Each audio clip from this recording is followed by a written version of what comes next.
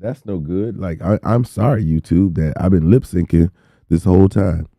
Um, um, yeah, like we don't build enough. You know what I mean? Think about this, right?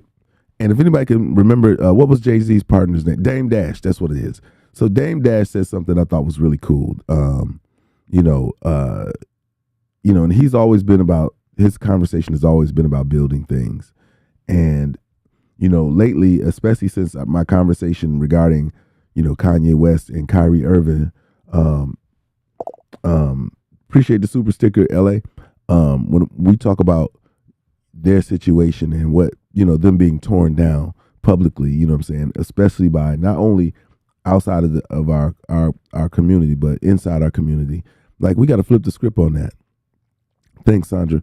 I'm just saying that, listen, we got to get back to building things. And relationships are one thing, but let's figure out how to build. We know how to tear things down. We know how to destroy things. We know how to break things down. And that's kind of like one of the first things you learn as a kid. Like, I don't know about y'all, but when I got toys, when I got electronics when I was little, I used to break them apart because I was so interested in how it worked.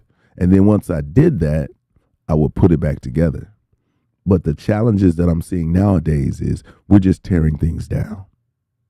There is no solution at how to build it back up. Like, I mean, when I say tearing things down, I mean breaking things down to its very last compound. And we don't get back into the building of it. You know what I'm saying? Like, each other is one of those things. Like, we are constantly tearing each other down, and we don't have the skill set nor the patience to put it back together. And most don't have the desire to do it. Like I said, we have a lot of tyrants out here, and we're just managing to break it all apart.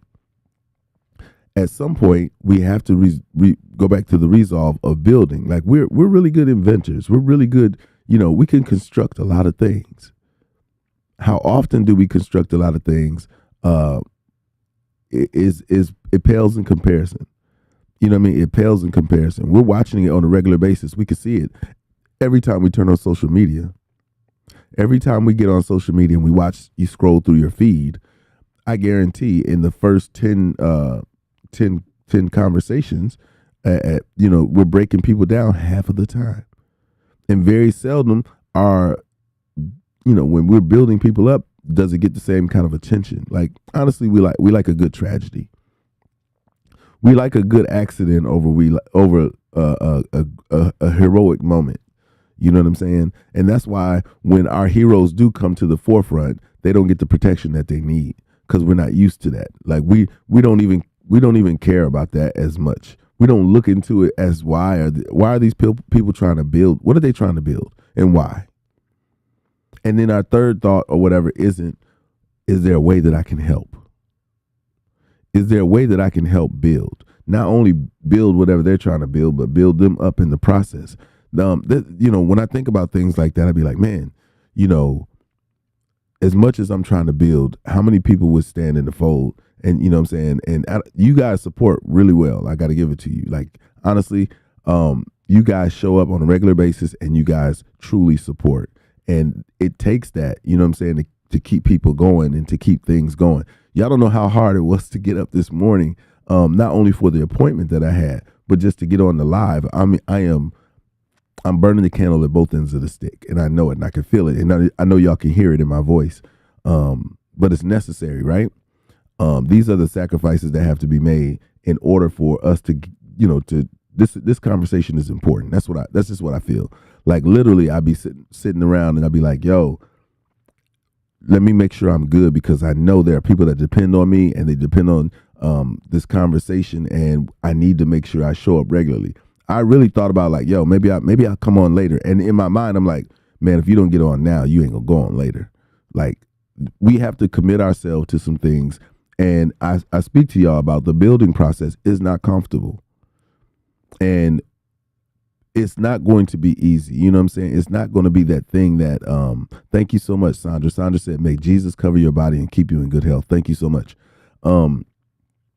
It's a commitment that has to happen that supersedes, my comfortability. I know that. I've accepted that. You know what I'm saying? What up, Miss Mickey? I see you. And we all have to bear that at some point. We got to say, I could be comfortable, but in my comfortability, what else am I sacrificing? What up, Rebel? What am I losing? If I slept in, if I didn't show up, what am I losing? And the engagement and the opportunity to communicate about building, which is something that, needs to be resounding every day. We need to be thinking about how to build these things up and build each other up.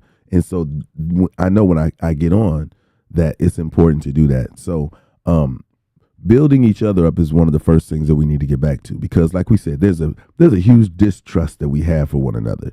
Like, we don't really know how to support each other properly. And so many of us are trying. I'm watching it from every aspect. One thing we do know how to do is we know how to complain. For some reason, complimenting is such a tough job. I don't understand. Making someone feel good is a difficult task for most people, and that bothers me. You know what I mean? Like, it should be something easy. What up, Teray? It should be something easy to do. Like, to make somebody smile, to say something complimentary, to build them up is easy. And yeah, it's about knowing your worth, right? But when it comes to support and people building you up, that comes from other people, and you have to be open and available to it. And you have to have a demeanor of it all starts with giving. Like, everyone has to start from a point and place of giving. Like, you have to be, everything that we've spoken about mostly this week was about giving. Social digital currency was about giving. It's necessary to get that spirit first, because without that spirit, everything else becomes challenging. Everything else becomes challenging after you dismiss the feeling of that thought of giving. You know what I mean? Every time we enter into a conversation, we have to examine, am I going to build this person up when I say these things? Like, we talked about those three little words, I didn't think. Well, we can't afford that. Nobody on this live can afford to not think, especially at somebody else's expense. You know what I'm saying? Red Baby said, don't overdo it, though. Maybe make the live shorter. Yeah, I think today I don't mind the 2 hours. Honestly, I don't. I think today it's going to be a 1 hour joint, because I'm going to I got so much to do, but I'm trying to figure out, you've been doing a lot when you're trying to figure out when you could take a nap, right? Or when you could go back to sleep, better yet. But that time, you know what I'm saying? I'm not, once I get on this live, though, I can honestly tell you that I'm so energized, especially once we get into the conversation. And so, talking about building, you know what I mean? I think that when it comes to what we want out of this country, it's funny. Yesterday I spent an absorbent amount of time going back, and I was watching. I told you guys to go back. It's available on YouTube. Go back and watch the debates. Go back and watch the Donald Trump and Hillary Clinton debates, and then go back and watch the Kamala Harris and the Biden debates. They're very interesting, because, all of those politicians promise to build something, but they also talk about their past destructive behavior. And if you don't watch it and examine it, like, it's important to do it. Like, it's important that you go and you look at these historic moments so that you don't forget their position. It's funny because a lot of the stuff, and Dave Chappelle is what got me going back and looking at it. If y'all remember, Dave Chappelle said that there was a historic moment that was made by Donald Trump when they attacked him and he gave up the game. He said everything that he was doing. Like, he built trust within those people that support him like that, because he was open and honest and transparent, and he said it. What up, Chuck? And he said what it was. And he didn't deny it. He didn't run from it. But these career politicians like Hillary Clinton, like Joe Biden, like Kamala Harris, they have a past and a trail that follows them. And if you ever want to hear it, if you ever want to hear about their past and the trail that follows them, just go to the debates. You got to remember, in these debates, their competition, or those people who are in these races with them, have dug up all the dirt so you don't have to. They went through and when Kamala attacked Joe Biden, I was like, yo, this is the most craziest thing I've ever seen. What up, Ray Ray? But for what they ended up doing is they ended up saying, for the greater good. Now they did this twice. If y'all don't watch these politics, it's hilarious when it comes to the destruction and building, and then the collaborations they try to make in order to to win. We saw it twice, and then we should have seen it coming a second time and really dismissed it, but we didn't. The first time was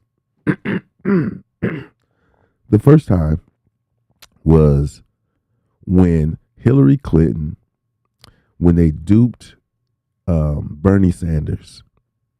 Y'all remember that? It's on YouTube, it's the same, Sandra. Dwight_Scrap_Reynolds, or you can find it by typing in the letter I, the letter C, the word green, and the numeric 1. But they duped. What up, Letitia? She said, "Good morning, Mr. Knowledgeable." That's hilarious. They did a number on Bernie Sanders. Remember when Bernie Sanders and Hillary Clinton and Donald Trump were all vying to be the president? This is after Obama.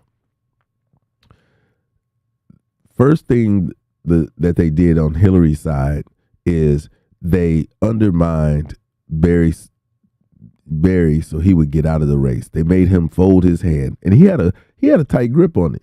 And some of his policies were a little different, but he had a better grip on it. You know what I'm saying? And was more liberal, I think, as a Democrat than he was Democrat. And I think that's what disturbed them, is that, and I think that disturbed everybody. It was like he was going to be way too passive.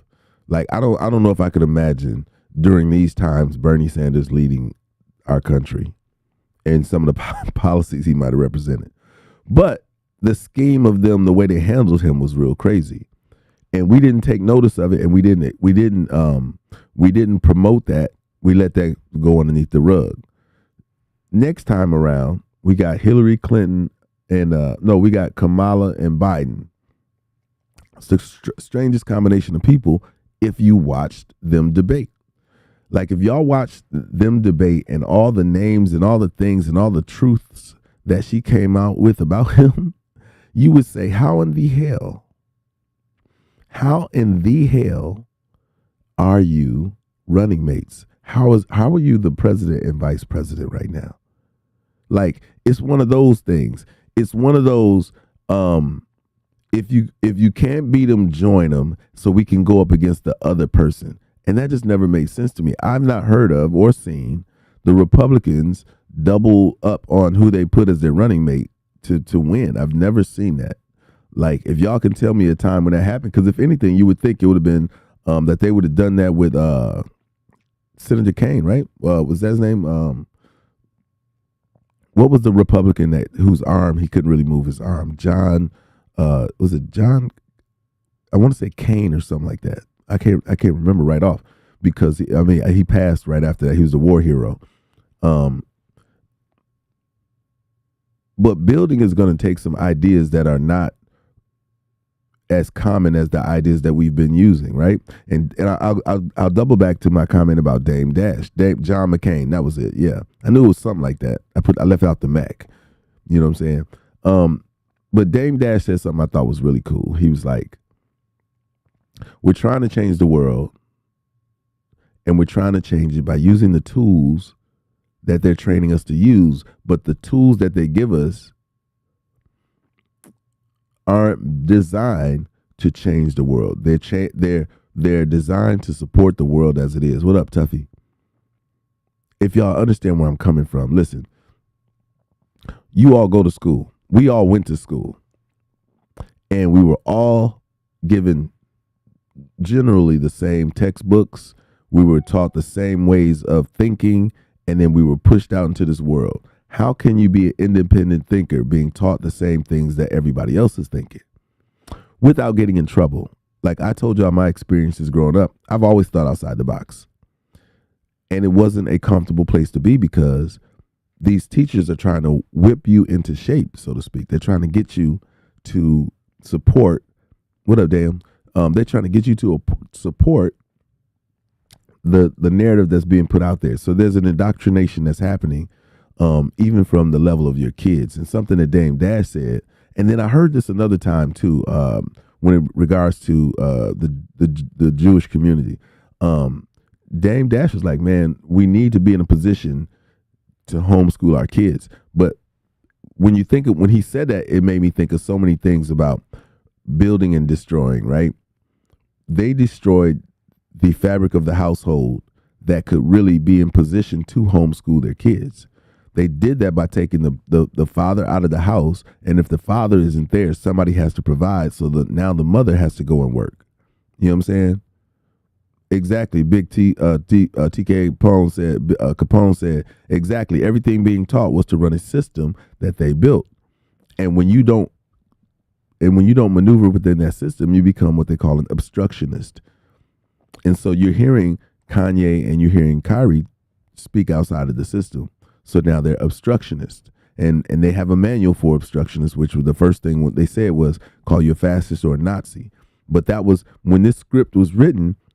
You know, that was a thing. Like being a fascist, being a Nazi person was a huge thing. And black people could not be neither. We couldn't be fascists, nor could we be Nazis or considered that. But what you could be considered is that third term that they included, and that third term was anti-Semitic. And from those points, we started breaking down what we needed to even be in a position to homeschool. There's so much missing education and direction and freedom. He made a point that I liked. He was like, yo, and once you start thinking about these things, you start saying, that does sound crazy as I don't know what. We send these kids to school all day during the best part of the day. We send them to school. Sandra said they go after who put together the information. Sure enough, they want the dictionaries or whatnot. But think about this. These kids go to school and spend the better part of the day, like the best part of the day, man. They're in a building that resembles a loosely guarded prison. Hospitals, schools, and prisons all seem very similar. Like, think about it. Those brick ass walls, and some rooms ain't got no light in them, you know what I'm saying, or they got limited lighting, and it's all a controlling atmosphere, you know what I'm saying? Just think about that. Like, when you think about that, you start saying to yourself, am I sending my kid off into this concrete jungle? I mean, what if y'all can give me some differences, because they serve the food on the same plates. I don't know if y'all know this. I don't know if y'all know that the same trays that they're feeding your kids lunch is similar. Even the lunch looks like something that they would do. You know what I'm saying? Their lunch looks like prison food, y'all. Like when I start running the comparisons, I be thinking about how can you build something when everybody's being taught to think the same thing? How can you build, you know what I'm saying? Like, how can you build something different? Now, we can all support whatever has been put there before. That's what we're doing now. That's what a lot of us are doing now. So much, we're indoctrinated so much that a lot of you have so many different talents to build outside of the current job that you have, but you're so washed into your job that you don't pursue that creativity that you have to change things. Absolutely, TK, T Capone, the hospital, the school, and then the prison all run the same. They pretty much do. And that's unfortunate because we don't look at it that way. You know what I'm saying? One is supposed to educate us. One is supposed to help us, but the other one is to confine us. You know what I'm saying? And they all look the same. How are they going to be able to break away from it? You know what I'm saying? When they all look the same, how are we supposed to give that kind of discernment? So we absolutely need to refigure things out because we got to get back to a place. We got to get back to a place where we can do that. I thought about it instantly when he said it. I was like, yo, why there have to be more teachers not working than that there are working actually right now, that communities can get together and start homeschooling groups of kids and giving them that singular attention that they need and insert some different things. And so what I was saying also, I watched this other interview, and this is what they said. This really kind of got up under my skin because it was so honest and truthful. Yeah, they all run the same principle concerning us. You're absolutely right. Check this out. They it was I want to say it was a Jewish leader who was kind of ranting a little bit, not too much, but he was saying something along these lines. The way America's set up is we send your kids to be indoctrinated in public schools, and we send our kids to our private schools, and we teach them their religion. We teach them so many things outside of the indoctrination that your kids are getting. And it just blew my mind because it was so honest and so real. You know what I'm saying? It was so honest and so real. Like, yo, think about these schools. They have them every so often they have a school of the arts. Did y'all know like the school of the arts doesn't teach the same curriculum as a public school? And if it's so necessary that so many people are in public school, why isn't there any admonishment for kids that go to these creative schools?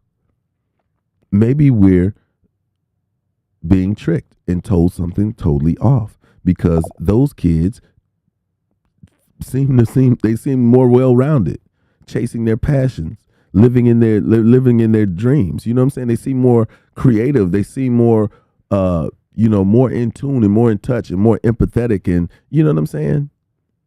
Like, it's crazy when I think about that. Like, yo, those kids that do go to those private schools, they are getting a whole different education.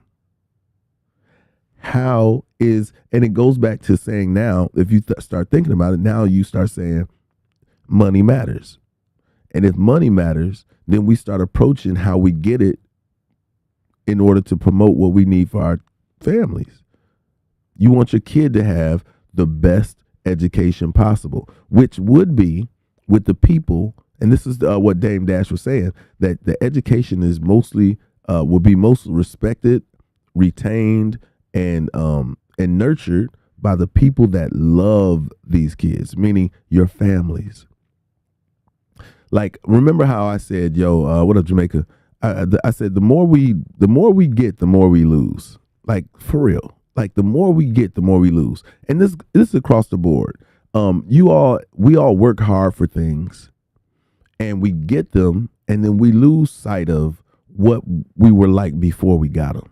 We lose sight of some of the values that we had. I have to go back and listen to a lot of my records that I did before, and the records that I produced before. And what I find is there were techniques and thought processes that I had before I had success. There were thought processes and things that I did that were really, really dope, that were really, really character building, that were really, really a fabric of what made, what I did very acceptable. And then I listen, I'd be like, why don't I do that anymore? I went in the building process. You're going to, you have all you need. You got what you need to build. But then the conversation is, why did I forget to continue to do that? And, as we're doing these things, we say, man, we just gonna remember it. Like, we're gonna use our memory, and that's gonna be enough. But man, can I tell you that that's not enough? Like, we literally need to write down the things that are shaping us and that we need to remember and save some of that energy of, because the forgetfulness is crazy. The reason why it's difficult to build is because we forget that we already had the materials to do it and we put them away. You know what I'm saying? You ever look for something, a tool that you needed, and you know where it should be, but you can't remember where you put this this tool. You know what I'm saying? Like, you don't know where you put the tool that you need for the job, but you got it. And that's the issue with building. Like, we forget that we were resilient. You know what I'm saying? As a community of people, we've built things, a lot of things. But now comes the time where we have to build something bigger. And the architects and the contractors that we need to do this, it's going to take some discipline. It's going to take some people with some know-how. We have to build an infrastructure for our finances here in the United States. We have to build it. It's not just going to happen, meaning we got to place a foundation. I say that to then interject and repeat. We have Black History Month coming up, which I think should be a focal point where we actually make Black history. Black History Month should be, we should be leading up to it and participating in buying Black and encouraging every community to sow into the Black community as much as we sow into everybody else's community. That's all I'm saying. We are the number one consumers, and if the Black community aren't the richest community, then where are we spending? Where are we building? We're absolutely laying down the bricks in so many other different people's foundation. What up, Tandra? We are building so much for so many other people that we forgot to build ourselves. Reed said Black banks are important. They are. And with that, we got to have a mindset shift, Reed, because we don't trust enough. So what are we building? Let's start building trust. Let's start building there. We don't trust Black institutions. We don't trust. We had a little bit of this conversation yesterday when we talked about building our own Black schools, so we can have that conversation. So it could be like a private institution, so we can have them on the creative side as well as on the artistic side, but also shape the conversation that they're going to need in this United States. There's a conversation that every Black kid has to have. I know that every Black boy absolutely has the conversation with their parents about, hey, when you're in these streets, be careful.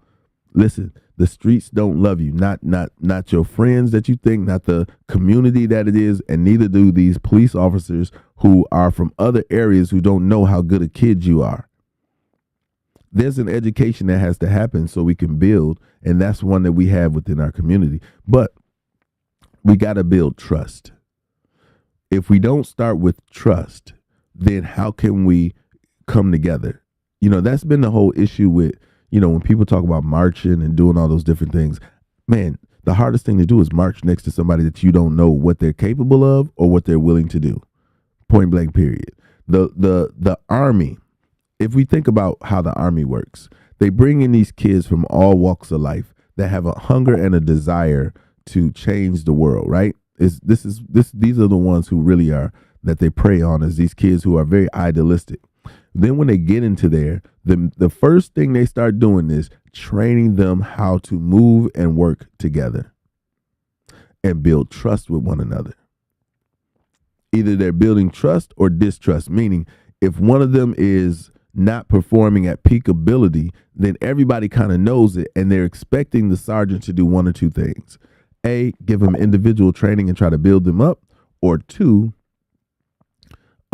dismiss them. If you don't pass basic training, listen to the name of it. It's basic training. What are they training you for? To be able to trust the person next to you. And I know there are a ton of trust drills that they go through in order to make that an easier process, because they understand just how much you have to trust the person that's with you, but you have to know what they know in order to build that trust. Right? Like, we drive on the street, right? We all drive cars, and we trust that everybody who's driving has a sense of what to do and what not to do, and is abiding by that rule. We all go out into this world, we go leave our homes, and we trust everything outside of our homes. And so we can build on that trust that allows us to travel and feel good about traveling, not worrisome. We trust that we can go in these restaurants and that they're going to do the right thing, and we can eat the food that they've prepared for us without getting sick, that they're serving us the best food that they can. And we have so many things that we trust, but not each other enough to build. We don't trust each other enough to invest our money into the Black banks. The Black banks give us an opportunity that the more money they have going in, the more opportunities they can create for other people. Period. They can assess the risk and approach it a little bit differently. But we haven't pooled our money together because we don't trust these institutions. This should be one of the biggest conversations in front of the biggest audiences I've ever had, because we're talking about building something. But because I put build in the title, I know that's putting a bottleneck on the conversation from people coming in to listen and to hear it. But we all still have a responsibility. I want to shout out LA. I want to appreciate you again, man. I see you adding all those people to come join.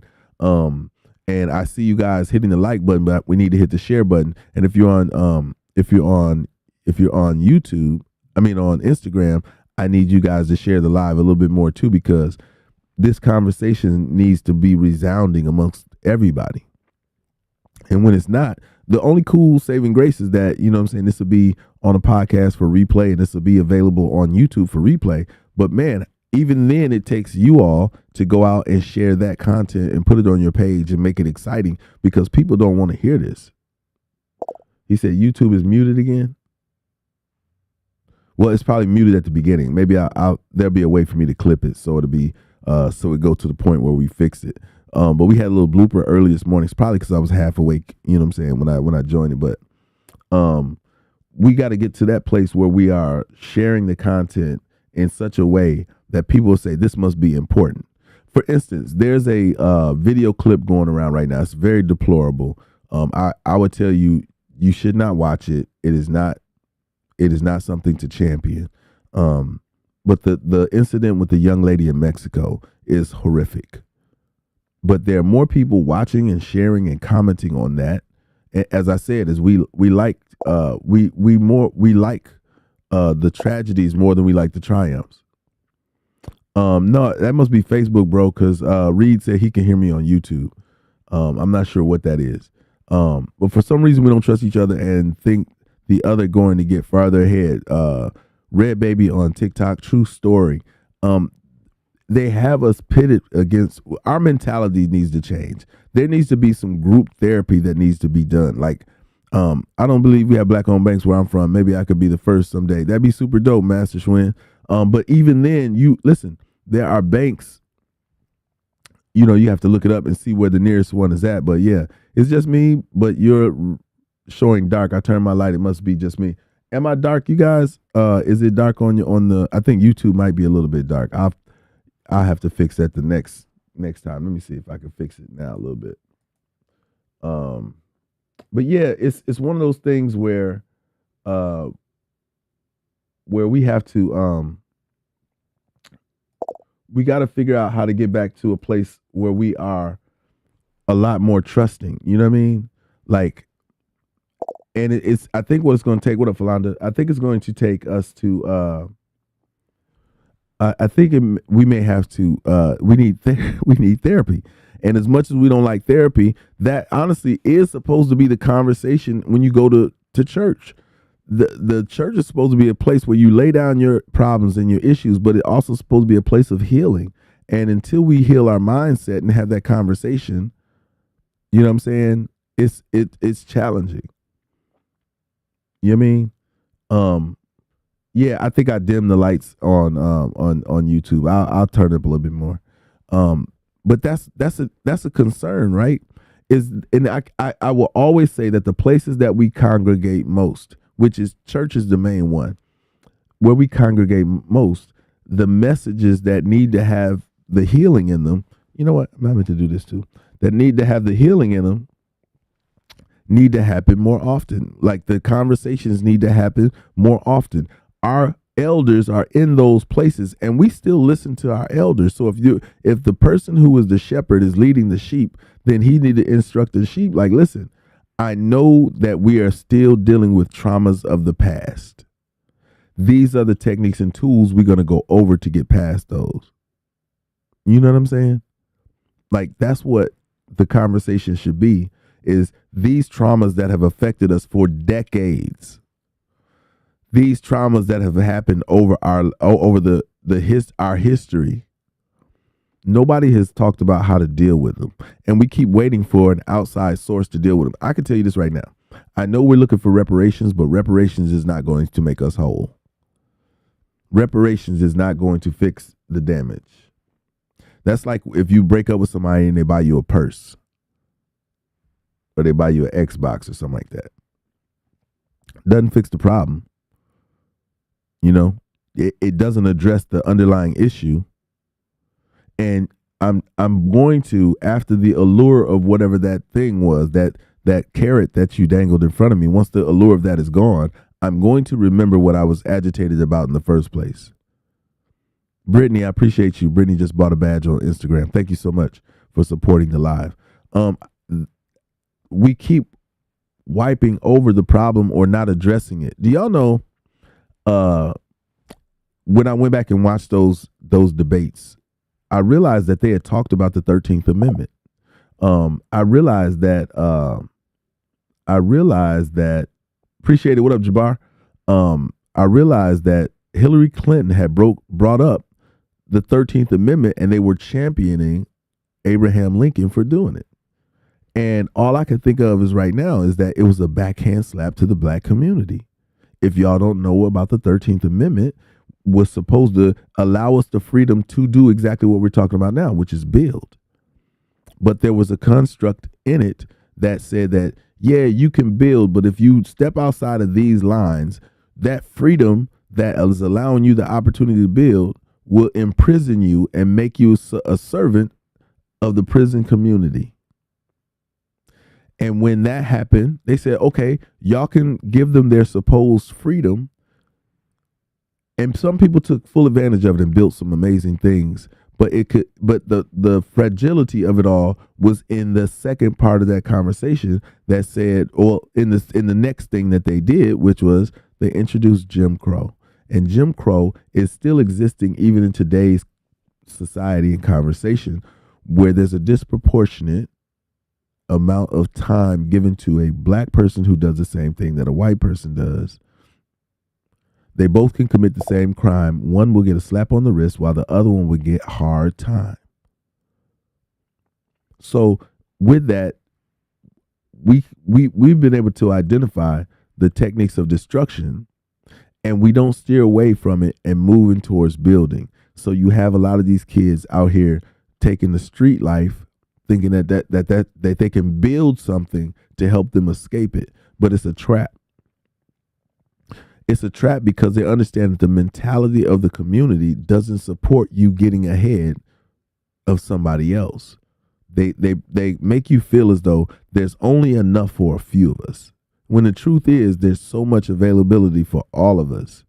But the trick is to make you think that somebody else who looks like you, who's in close proximity to you, is going to take something that you haven't even gotten yet. Like the trick, the wordplay, the games, it's not funny, but it's very eye-raising when you are aware of it. When you are aware of the games and the tricks that are being played in the mindset, then you have to say, some people were indoctrinated harder than others, meaning some people just believe everything. And then there are those of us who very rarely believe anything.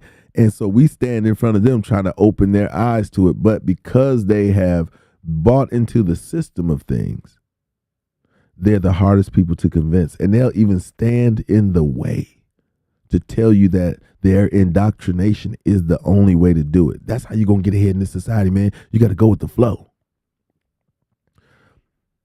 But that doesn't help change things.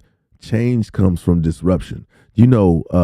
Taxi cab drivers all over the world hate Uber because Uber came and was very disruptive and they flipped things on his head. Same thing with rental properties. Airbnb came in and flipped it on his head. People are very mad at those people for allowing that to happen because it changed up the program. At a point in time where we're supposed to be disruptive enough in our process of building, we're not building anything that's going to be disruptive. So I am proposing one of the things that we start doing and start building with is the support of each other in a different way. And if we need a landmark, which will be Black History Month, let it be the launching pad and a landmark to start doing that, to make it impactful. I don't want to say to start doing it, make it impactful. Leading up to that, you should be doing these things anyway. These are things that should be habitual to you. Going to such and such as farmer's market, going to such and such as hair salon or nail salon, or supporting this and supporting that. Once we start building that up, then the conversation is, well, where are you guys banking at? Because if we're helping you guys build your accounts up, then you should be also using that money in these black owned banks. You can even ask them. You can even approach some of these black owned businesses and say, hey, do you bank black? Do you bank in a supportive community? Because if not, that's going to be a decision I have to deal with, whether I get my vegetables from you, or I get my vegetables from somebody who's circulating that money in our system, so that the system can then build itself. Our system doesn't support itself. Every other community systems absolutely support themselves. That's why the Asian community cares less what happens around here. The Asian community say, your dollar, you're going to give it to us anyway. And y'all going to give it to us knowing that we're either sending it back to Asia or we're circulating it with another Asian friend of ours, because it stays here 29 out of the 30 or 31 days of the year. Think about this. That's just an ironic number to what they built. Their infrastructure on how they do things, I don't even think they all like each other. But I think they have a commitment to community.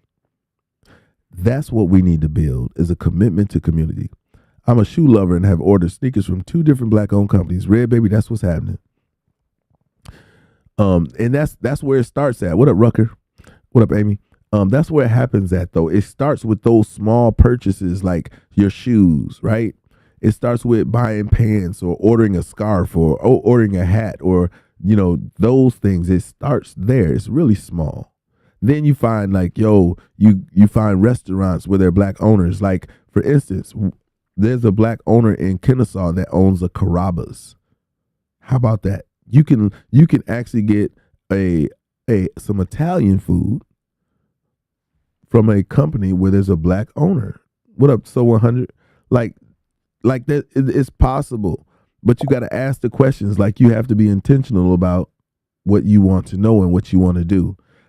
People think that these things are just going to pop up out of nowhere and it's just going to be a thing. No, we got to communicate. We got to talk about it, and then we got to start participating in it.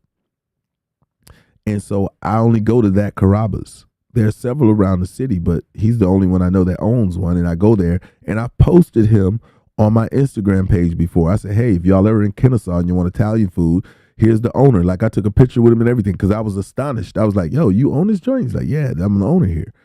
I was like, what? I was like, let me take a picture. And because I wanted to exploit his business so he could get more business, so people could be intentional. That's another way of doing it. That's another way of using this social media, right? Use your social digital currency and spend it on some of these other businesses so that they can actually get actual currency, which will then make that actual currency flourish with their social currency, meaning people talking about it, people championing it, just like Red Baby did. Now, what I will tell you, Red Baby, is in the future, make sure you let people know what those companies are. Some people are going to write it down, and I'm going to mention it. And it's going to live in infamy on my YouTube channel and on this podcast. We need to always communicate that. Like, we need to communicate the names. We're going to have to be detailed. And if there's a brick and mortar and it's in an area, then shout out that area. Kind of like what I did. That Carrabba's is located in Kennesaw on Barrett Parkway. Like, there you go. If you're searching for it, I gave you what you need to put in your search bar, and you can go there and you can do that. But that's what you do. When you run into these companies, you say, hey, I'm going to promote you, but I got a couple questions. And when you ask those questions, their antenna's going to go up and say, man, somebody talked about, was I banking black for my company? I didn't even think about that. And even if you get a loan from somewhere else to start your business, you could still be banking black. Your profits can go into into the black banking system in order to build up your account while you're still paying off the other one. And that's how you slip out of that other situation. But again, these are thought processes when it comes to building. You have to be strategic in your building. You have to be thinking about building.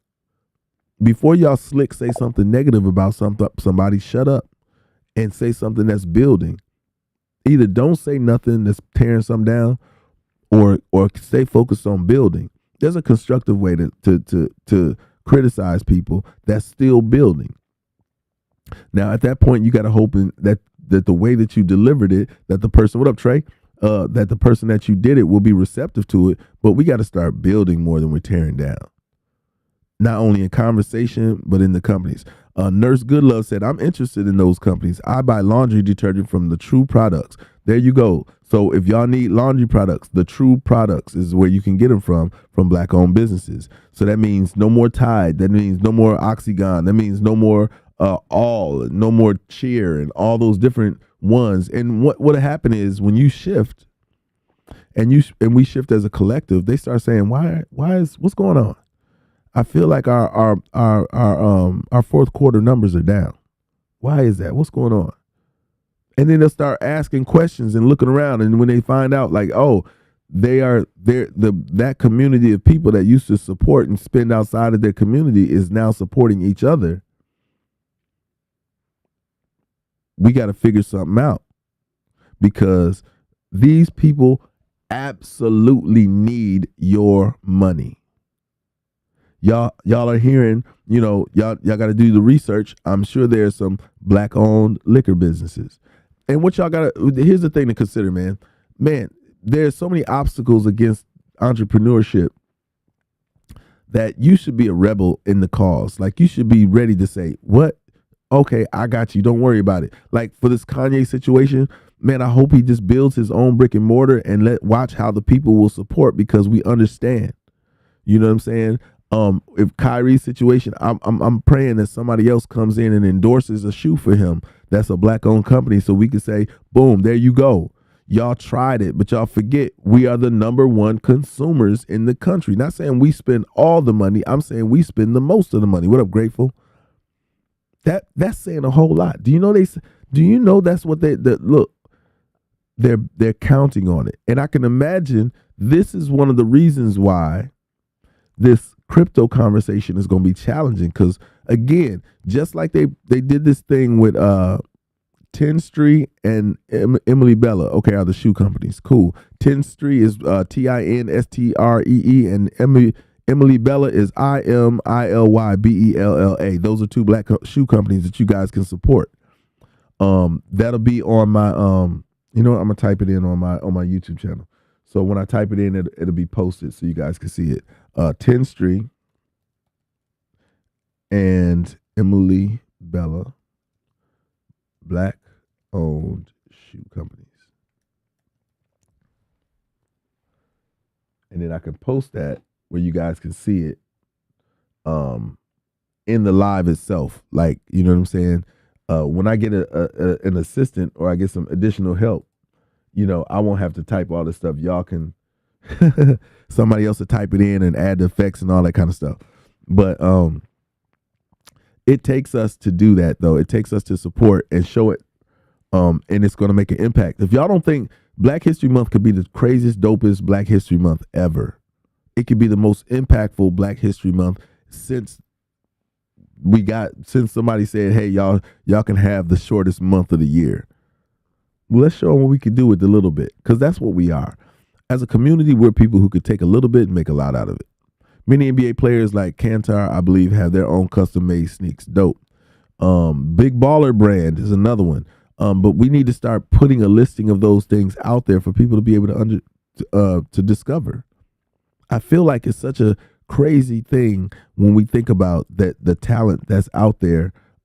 Think about the education that a lot of our people have to do these things. You know what I'm saying? I don't know how I feel about the 1 Million Man March, because I don't know what it was supposed to accomplish other than showing unity. What it should have done, instead of a 1 Million Man March, it should have been 1 million men spin black for the whole month of February. You think that wouldn't have been impactful? That'd have been ridiculous, because we understand the metrics of this country are about finance. We understand the metric that this company honors and respects is money. When I went back to review those debates, a lot of the conversation was about the spending limit here in the United States. The part of the conversation for Donald Trump was about his taxes and spending. And he said something very profound. He said that the reason why people don't do anything in government about taxes is because the people that they would be changing these policy from, they currently benefit all their friends. They won't change the taxes because the people who benefit from these tax breaks are all these politicians' friends. They're the ones who's lining their pockets. They're the ones who setting it up. You know what I'm saying? I understand that, Tuffy, but for me, I need to know what our point is in doing it. Like, I have yet to understand what the point of most of these marches are and what they're trying to build. If you're trying to build respect, whatever, if you're trying to build respect, then you build respect by what you're willing to do. A bully will not respect you until you stand up to that bully and show that bully what you're willing to do. I'm willing to take a punch to give a punch. Are you ready to get hit? That's the society we live in right now. Right now, we're in a position where we're just taking punches. There's no way we should be taking punches like this where we haven't built things up. We should have already built up a resilience, meaning this: when things happen, and they're going to happen, when bad things happen and we know they're going to happen, and we've been able to capture it like we've never been able to capture it before, we should not be on the sideline. What up, Miss Michelle? We should not be on the sidelines watching these things happen. We should be getting involved. We should be telling the bully, all right, you punched us, now we finna punch you back. Like, we've been getting hit and then just absorbing it and then showing people, look at my bruises. Look at my bruises. I'm just gonna walk down this street and show my bruises. I'd be like, why are y'all doing that? And then why would you know what needs to be done and then don't do what needs to be done? Everett says, right, they're used to our rallies. They wait on us, they wait us out and move on. They do know that it's fleeting. The way that we stand in the fold is fleeting. We only do it for a short period of time. We don't do it substantially to make a difference. All that stuff. You know what? I can't tell you if we got, I haven't heard of Black Wall Street in Atlanta. And I'm in Atlanta, grateful. Like, I have not heard of it. It's not a point of contention. It's not something that's at the forefront. Maybe it's on the east side, way over there, whatever. But I haven't heard anything back. Tuffy said we can't hit back because they have us where they want us. No, you absolutely can hit back. Here's the thing: you can hit back several ways. So if we talk about building, then you could hit back financially by building those things in those places that give us the most grief. One, if we have a problem with the police, why haven't we built our own police force within our community? There are surely enough capable people who know how to pick up a gun, who know how to walk the streets, who knows who's doing the bad things, and who knows how to shoot. And if you don't, if you don't know how to protect yourself, then you need to go and learn how to protect yourself. Ron said it's a mess, Black Wall Street in Atlanta. I listen, there's no way I'm going to build something that was already built. I'm not trying to reduplicate anything. I've said this to you guys 1,000 times. You don't want things to go back the way they were. Your knowledge won't even allow that. You should always want things to be better than they were, and you should be shooting for that. You should always be trying to excel past the point of your contention. We know what Black Wall Street was in Oklahoma and what the problem was. Why would I want to go back to that? I don't want to go back to that. I want to go past that. Everett said Huey P. tried, and look at how they reacted. Yes, but remember, the only reason why they were able to do that because it was a subset of America, of the Black America. Huey P. and the Black Panthers was a subset, and they were building up to get everybody on board. Now, can you imagine? They can't do that to everybody because then it would be genocide. And we haven't put them in a position where they have to say, we can't do this to all these people, so we got to figure something else out. You know what I'm saying? Like, that's the part where we got to get to. Like, we still taking the punches from the bully. We still show up at these marches unprepared. I don't understand. I don't understand. We have to take it. No inner agents allowed. True story. Like, nobody's coming to save us. So we have to build what we need. This conversation today is about building. We have to build what we need to do what we have to do, but we're not building. We're not building several things. We're not building. We don't have an infrastructure for anything. Like, the one community that does is the Muslim community in this country. they have more of an infrastructure that the rest of us need to borrow from or steal or use. So we don't build our community up to the point where I've said this, and I just don't know why this hasn't permeated yet. For those of you who are in the hood, for some of y'all that have relatives that are returning from the military, they should be employed to, y'all should throw $50 or $100 or $200 together and say, teach us what you learned in the military. I don't know why that's such a hard thing. I don't know why these people who have been educated, do y'all know that's what foreign countries do? Foreign countries fly their people over here to learn how to fly planes. You know, we taught the 9/11 people how to fly. We taught them strategy. We taught them how to use firearms. So, and it was supposedly so when they go back. But it ain't that. The trick is they're training these folks up and they're using that against us. So if that's the case, why haven't we employed the veterans that come back from out of country who still are in right in the sound mind? How come we ain't got these people training people? Like saying, hey man, I'm gonna teach y'all how to hold a gun. I'm gonna teach y'all how to strategically deal with these situations. Because some of y'all don't know what flanking right and flanking left means. Some of y'all don't know strategy. Some of y'all don't know position. Some of y'all don't know how to follow orders. Some of y'all don't know how to receive information and disseminate it properly. Some of y'all don't know how to communicate in a way that is solely our own. So that if I go dot 2 times or whatever, that you know there's something going on. We are not educating one another. We're letting the world educate us, and we're standing by saying, cool, we'll accept that. The fact that y'all get out there and y'all march in these different situations and y'all don't have gas masks because you know they're going to gas you if you decide to do anything. Y'all don't have face masks because you know they got rubber bullets. If y'all don't have a shield like they got, if y'all don't have on protective gear like they got, I don't understand what you're doing. I can't join you. I can't hang out with you because all we doing is walking. And in order if they're going to use brute force against you, then you have to be willing to use it back. Bottom line, y'all know what you was taught when you was little. Right, Tuffy, he said because when we come home, most have PTSD. I understand most do, but even in that, maybe it's because they have to unplug from a situation they've been trained to learn. I know they've seen some things that, you know, are life changing, but shoot, we all have at some point. We all have seen some things that have changed us and shoot, if you don't think that everybody has had a certain level of post-traumatic stress disorder, I mean, we haven't had it like most military people when you guys see some of the most horrific things, granted, but we still got to function. I don't think we should absolve again, when people come back, there's therapy that's needed. There's an embracing that needs to happen within the community to make that what they've been through mean something.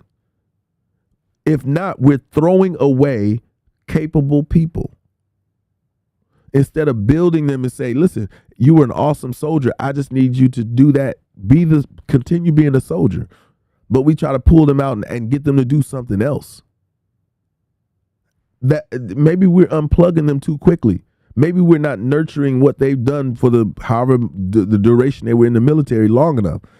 If they still have memories from it, then let's not just yank that away from them. Let's build it back. Let's say let's slowly. Remember how I told you how you get rid of an addiction? I think it's the same thing. If they've got something that's constantly going on in their mind and they're constantly, you know what I'm saying? If it's going in there, then you got to nurture things around it to pull them away from it. I know, right? Jabbar said, try living in Flint. Most of us live and have grown up in areas that are hard to manage.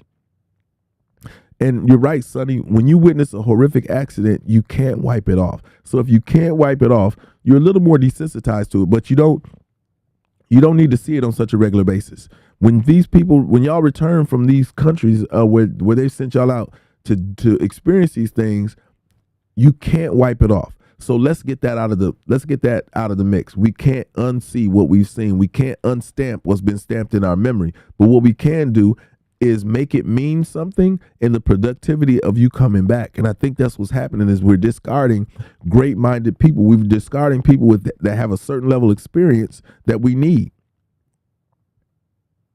True story. Everett, he said, we lost our history through lack of research, or our ancestors were well educated in survival. If there's one thing that we know how to do is survive. We still got a lot of that. What up, Ken Rock? We still know how to survive, but we're not using our survival techniques properly. Like we're not building off of those survival techniques that we have. There ain't a person in here. Well, I won't say that. I'll say most black people have experienced their lights getting cut off. They've experienced not having cable. They've experienced a lot of different things, but they've learned as a community, learn how to build and use or cope without it. So when we start building these things, I want to throw some things out of the mix. They say if you can't be passionate about something, just be consistent about it. If we could just be consistent about things. Yeah, absolutely. I think it's a global thing, Sonny. I don't think it's exclusive to just black folks. Poverty and hardships is everybody, right? But it's not. It's the hardships that have been placed upon you and the positions that you've been put in for black people that is the greatest challenge, right? We will say more often than not that because of the way this society is made up, the opportunities are different, so our struggles are slightly different.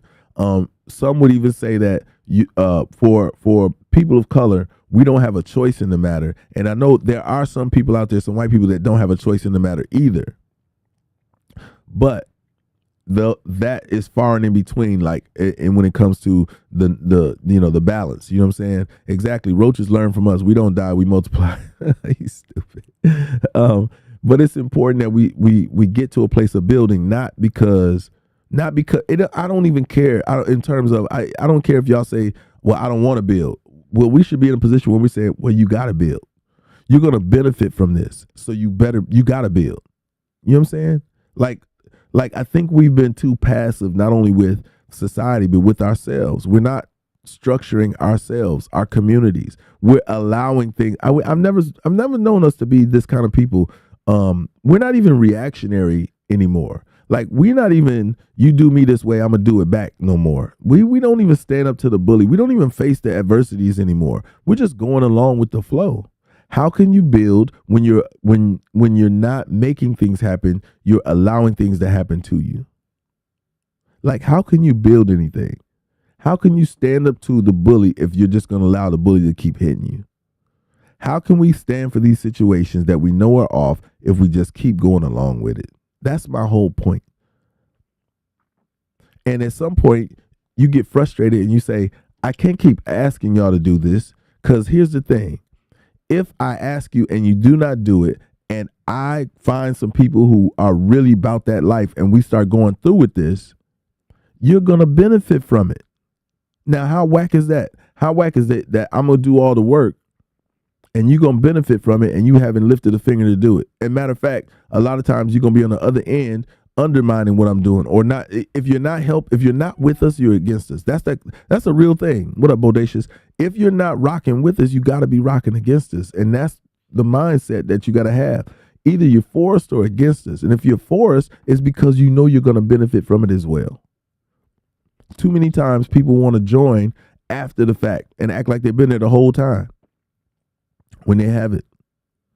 Too many times we put these things out there in these conversations and say, listen, this is what we're trying to do. You down? And then, you know, everybody has an opportunity to participate. And this is nationally and globally. Everybody has an opportunity to participate. You should have a spirit of saying, listen, I'm not going to let you show me up. Oh, I'm quick to be a person to say, I just don't want to be one of the people who didn't. Do your part. Ain't nobody asking you to be a superhero. Everybody just saying, you know, slide in line. You do your part right there. If you can manage to do your part right there, we win it. We good to go. Just do your part. So as we build,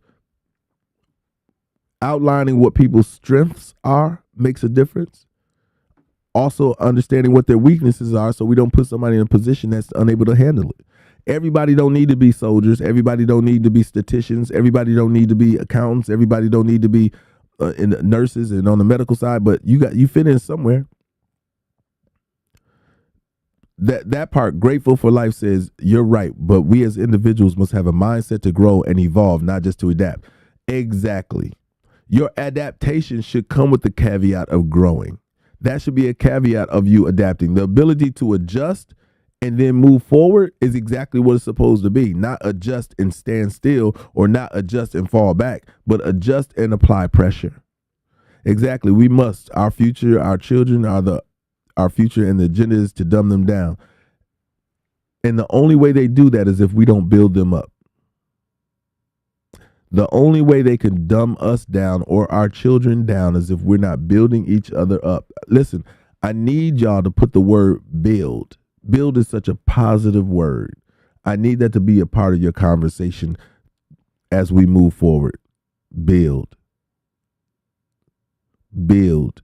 And it's not even about accepting social stigmas and stereotypes, Grateful. It's about busting them doors down and changing the narrative. If we build, and none of that stuff matters. If you know better, we really need to do better. If you know better, teach better. True story. But build is the word, y'all. Build is such a positive word. What y'all doing? Man, we building. What? Don't y'all say, y'all, once y'all say that, you're going to feel good about it because it's empowering. To say you're building something is empowering. When somebody say, hey, what you been up to? You just say, I've been building. And they go say, building what? You say, everything. My finances, my personal life, my social life. Been building infrastructure for my community. Hell, I'm building a farm in the back. I'm building. I am building. Because you know people going to ask you. You building. Like real talk, we're building. And what do you think about when you think about buildings? You think about this structure that's standing tall and upright and with confidence. The Empire State Building. Start communicating from there. Hey, man, I noticed you've been losing weight. Yeah, I'm building a healthier lifestyle. Man, you don't eat red meat? No, I don't eat red meat no more, man. I'm building a healthier body. And that's what we're here for, Grateful. Grateful said, but we who know must help build, but to many are building individually. I see it even in the church. Well, you have to align yourself with those people.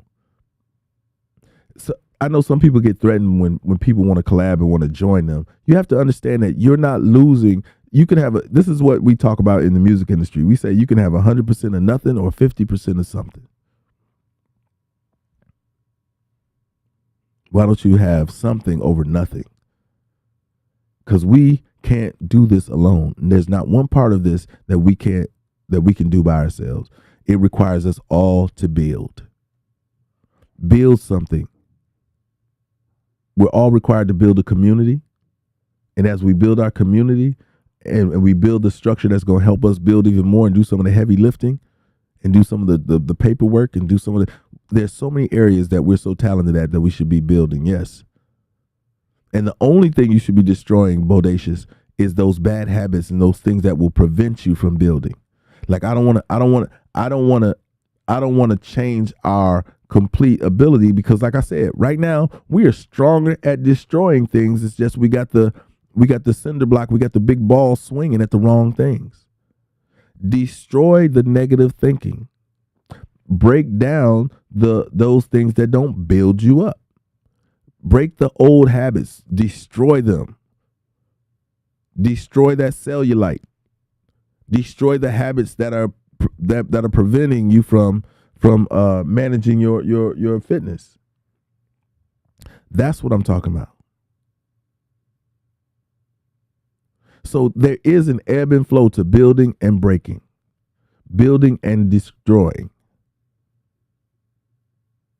Destroy that does not serve you and build those and that thing that will. And so this is the easy part, y'all, and I'm gonna leave y'all with this. The easy part is this. Build up those people who support you. I'm gonna join I think Enough says she has a podcast. I'm gonna get on Enough's podcast and we're gonna have a conversation because I believe that joining her podcast will help build her podcast. I'm going to help her build her podcast. We should be helping and building each other in places and spaces that we can. Because the stronger y'all are, this has always been my belief. Strengthen the weakest link, and the link then becomes 2 times, 10 times, 1,000,000 times stronger. if you build that which is weak in the process of building that which is strong. Now, you're going to have to start with this. I want y'all to understand this, because this is where a lot of y'all get it twisted. You have to build with those who are willing to build with you immediately. And you strengthen each other. And now people see this force of people moving. Yeah, Tasha, you really late, but it's all good. You see them moving together. And then you can grab that weak link, and there's nothing to pull that weak one up. And the weak one is going to be more receptive to do it because he's seeing how it's working with the strong ones.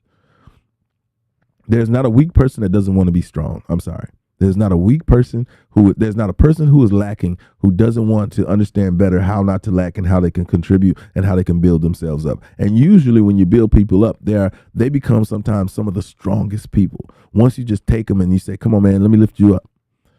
I see what the problem is. This is what you're doing. Maybe if you do this, do that, and do that. Yeah, if you can get it's about building. And that's all we've been talking about today. And we're going to continue this conversation because it's so important that every conversation is a building conversation. I would hope that every conversation that we've had has been received that way in the building process. Now, again, there are a couple things that I want to be able to alleviate from the conversation of when we go live, right? So I'm going to break these down before I get off. And hopefully everybody can respect these things and we can do this in the future. I don't want to have to say on any of these lives something that is a building process. The building is liking and sharing these lives. Those are tools of building when it comes to social media. That social digital currency you spend, that is a building tool. You know what I'm saying? What'd she say? Grateful said, I would do a live together. You're preaching, your mom would be proud of you. Yeah, she did call me and she told me she was proud of me. She caught the live. So, Mom, if you're watching, I hope I'm still doing you proud. I hope I ain't say nothing crazy. But the tools for building, you have to use, y'all. Like, you got to use the tools. We got them. The free joints is liking and sharing. That's a free tool to disseminate information and to put like-minded people in the same place. Now, there are other tools that support the live, which is badges and gifts and cash apps and those kind of super chats. And I see some of y'all participating in that. Super dope. Thank you. And then there are other things that need to happen. As your social currency increases, your positions change. You're inundated to doing some different things. Grateful say, I see a pastor in you. Yeah, you know, when I was little, they used to call me Reverend Reynolds. So this conversation that I'm having with y'all and the way that I speak to y'all, this is how I converse, period. I always try to charge the atmosphere and speak into people. That's just how I've been raised. You know what I'm saying? My mother is really intelligent and she's compassionate and she's a person who is moved and lived by faith. And that's the part that allows me to communicate with y'all. And then and taking from the scripture, you know, faith without works, you know what I'm saying, without being a student, without doing is mute. So I try to couple that with, I'm strong in what I know and what I believe, but I also want to show y'all and share with y'all that what I've been taught growing up, and that I've had some really resilient people in my life, starting with my mother, but also my mentors and those people who have been, you know, help refine me to have these conversations and to stand in these places.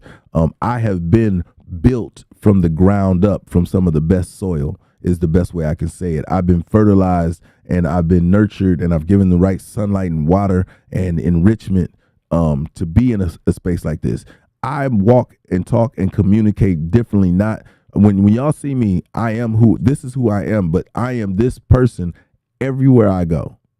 So amongst my friends, they know what kind of conversation I'm coming with. They know how I'm standing in the fold. Well, amongst those that don't know me, I know they see me. I've been very fortunate to not have to get into a lot of the nonsense, you know, because of my position in life, because of the way I stand with my chest out and my back straight. You know what I'm saying? And the way that I communicate. I think that's one of the parts, Grateful, is transparency. I think there is strength in transparency of owning you for who you are and being able to share that with the world, because that's what's going to make things, that's what makes it, you know, not only for you to see that it's tangible, that you can do it as well. But it also makes it easier for you to digest and understand that, listen, if he can be open and transparent and see through or whatnot, why can't I? And if it means I can make some adjustments quicker, if it means I can make some relationships faster, if it means I can move differently and stronger and be more resilient, right now, resiliency is what's needed in order to build. Like you listen, nothing that we're thinking about doing is going to happen overnight. These things happen generations before us. And if we know that these things happen generations before us, then we have to understand that we're planting seeds right now. And we have to plant with such a fervence that we don't have to be, listen, many of us and Martin Luther King said this. He said, listen, he said, I may not get to the mountaintop with you, but I know I'm planting a seed as an investment into it. That's us at this point. We have to plant the seeds that are going to be an investment into the future. And I know that scares a lot of people, you know what I'm saying, that you won't be there to reap the rewards of it, but you are reaping it. And there's so much joy to be taken and satisfaction knowing that you have planted the seeds that are going to change the future. She said, VTR, I call that visual, transparent, and relatable. That's what's up. I'll take that. So with that, man, the word for today and the word moving forward for you guys and myself is let's just start changing the conversation and stop breaking things down and start saying build. So when y'all go to your social media and y'all see these posts that are tearing people down, put the word build in there and say, now that you've gotten that out of your system, what are we going to build? Like, you can't take it back. Once they put it out there, it is what it is. So no need to challenge that. Curve it, direct it, be a navigator for those situations. Hey, now that you put that out there, what do we build from this? What can we take from this and build with? Because if it's empty, if it's an empty engagement, I want to exploit that too so people can stop doing it. When you put something on blast in a way that is logical and understandable, other people take notice of it and they say, you know what, he right. This ain't building nothing, man. I don't know if I want to participate. And now, of course, because we've cultivated a culture of ignorance on our social media, there's going to be an attack on that conversation. This is where your resilience and and you standing 10 toes down is going to make the most difference. This is where your influence will impact our atmosphere, but you got to be willing to do it. Like I have no problem with letting people see a logical response to an ignorant act. You got to say, hey, did that build you up, or how do we build from this? And always interject that, and people you're going to understand that there are going to be more people who look at you like, yo, I got to rock with them because they're not saying the same thing as everybody else. They don't look at things like everybody else. As a matter of fact, it makes sense what they're saying. It makes sense. And then you challenge that. You say, listen, don't you want to be in an atmosphere where things make sense, especially in a world where so many of the things that they're propagating on us doesn't?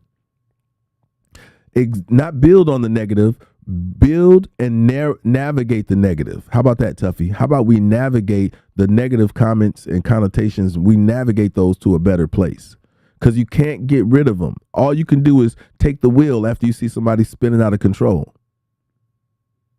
Yeah, Bodacious, she said the backlash on logic and building is frightening. Be prepared and keep building. That's all you can do. Yep. Speaking life, which is to build. Yep. Or death, which is to destroy. Those are the scales that we're talking about. So it's easier to build, y'all. Trust me, and it feels better. And I can tell you that's one of the things that ignites me on here. What up, Reed? What up, Is? That's one of the things that excites me about these conversations that we have, is that I know I'm building. Now, how much I'm building and to what extent I'm building with each individual, I'll never ever know the impact of that until we see it, in real time. Until I see, until your community changes, or until you brought 7 or 8, or how I'll know when we're really making a difference is when you all show up and y'all bring people with y'all. Like I can't stop shouting out LA, because LA has done what he said he's going to do and beyond every time he joins my live. Every time LA joins my live, not only does he engage in the conversation, but he immediately shares on YouTube. Is harder to share. Facebook is harder to share than it is on these other ones. He actually puts people's names in the share and @s them. And I'm watching them join. I'm watching my YouTube reflect that. I'm watching my Facebook reflect people coming into the lives because of that. That's how I'm going to know. That's how I'm going to know that you are doing your part. When I get on Instagram, y'all are going to have 5, 10, 20 people following each one of y'all that's going to join. And you're going to say to them, listen, y'all need to come in this live and y'all need to stick around. Same thing about TikTok. TikTok is going to be more explosive. Like for some reason on Sunday nights, I guess it's timing or whatever, but when I get on TikTok on Sunday nights, if y'all haven't been on TikTok with me on a Sunday night, y'all have no idea. Last Sunday, we sat in there with 2,500 people. 2,500 people on a Sunday night. And I realized that schedule has something to do with that. And that'll be something that I'll have to consider, because a lot of people at work right now, whatnot. So I'm gonna have to reconsider possibly what time I show up, because I need to make it more convenient as well for this message to be heard, for y'all to make it easier for you to share the live, and for more people to be in attendance, because it matters. Because the more we all kind of learn this and notice, what up, Jalissa? The more we all kind of learn this and know this and are using it at the same time, that's what makes an impact. Again, that's why I'm telling y'all we're building Black in Black History Month. We're building Black in such a way in Black History Month. We're building the economics in Black History Month. We're building that even now. So we're laying down the foundation so that when Black History Month comes along, people are already in position to make it impactful for the wholeness of us. Yeah, Grateful said, do it at all hours. Everyone has a different schedule. I would love to do that, but I will be honest with you, that in order to do something like that, my lives have to be popping in such a way that those people that are in it are willing to invest in the time versus money equity that has to happen, right? Like I can tell you that there are people who really come in and they show out and they make the time that I spend more valuable with their participation in not only the liking and sharing, but the gift giving and the cash apping and those kind of things. They balance out the time that I'm in there. What up, Sharif?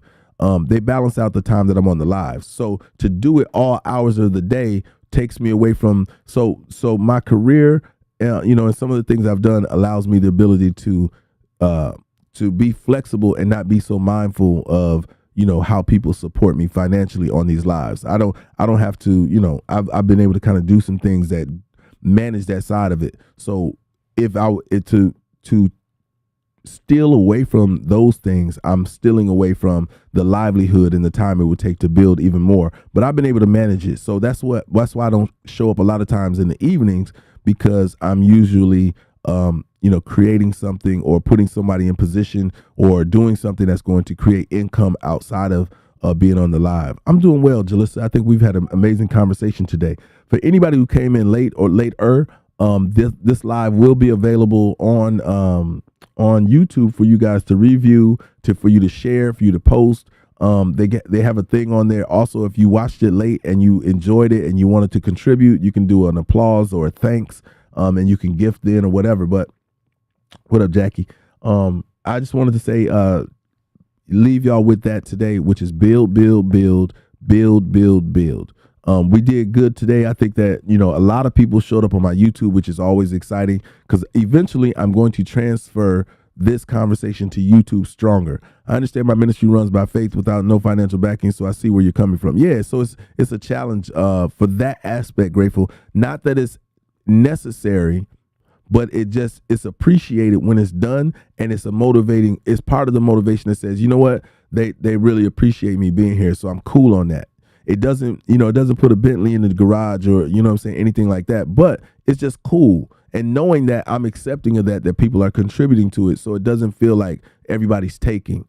Although I'm also putting myself in a space where I know that, whether you contribute or do anything, that my giving is going to be fruitful enough anyway. That in my giving, that there may come a time where the circumstances surrounding how that looks financially changes, and I will have made the investment that it takes. So me giving is always, you know how when you give, you receive in all kind of different places in different ways. So I don't want to leave with that. I want to leave with the building of what we're doing is everything. Build, build, build. Make sure that's in every piece of your conversation so that it becomes synonymous with who you are. So that people say, yo, I just chopped at a what's name, and he always building. Yeah, it does. Absolutely. And that's one of the things that I think that this room provides is Grateful said, I hope my participation helps some with my words on here. Absolutely. The engagement is the greatest investment that we have, is that the conversation that we have and y'all attendance is huge. So in that, I'm thankful and I'm grateful for you guys showing up on a regular basis. Like me, I'm trying to be here. If y'all haven't noticed, I started feeling better as we kept going. You know what I'm saying? I got my apple cider vinegar drink right here. I'm going to drink it real quick to be on point, because I know y'all be like, is he really drinking that? Yeah, I am.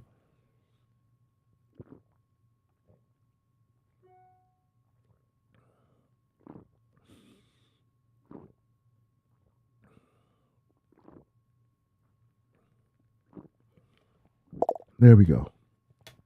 There we go. Woo. All right. With that in mind, I hope y'all enjoyed today's broadcast. It's crazy because I forgot to plug you guys up on TikTok. I'm a little absent-minded when I don't get enough rest. Don't be slacking. Y'all see, I'm being accountable for y'all, man. I'm here with y'all. So y'all never got to slack. You got time. You could do it tonight instead of today. Excuse me. For everybody who tuned in, I appreciate y'all. We'll get back at it. And like Grateful said, maybe I'll pop back on a little bit later. Make sure I got notifications turned on. Make sure y'all are following me. For those of y'all who liked and shared, I appreciate y'all. For those of you who went to your pockets and what's good, Official? For those of you who have contributed financially and dug in your pocket and converted your social digital currency into actual currency, I appreciate y'all. The social currency in this room is amazing, and that's why I show up on a regular basis for y'all. I appreciate y'all, and I thank you so much for that, Sonny. I'm gonna take care of myself a little bit more so that we can so y'all can get the whole voice back, and we can get into it tomorrow. With that being said, this is not goodbye. This is to be continued. All right, y'all.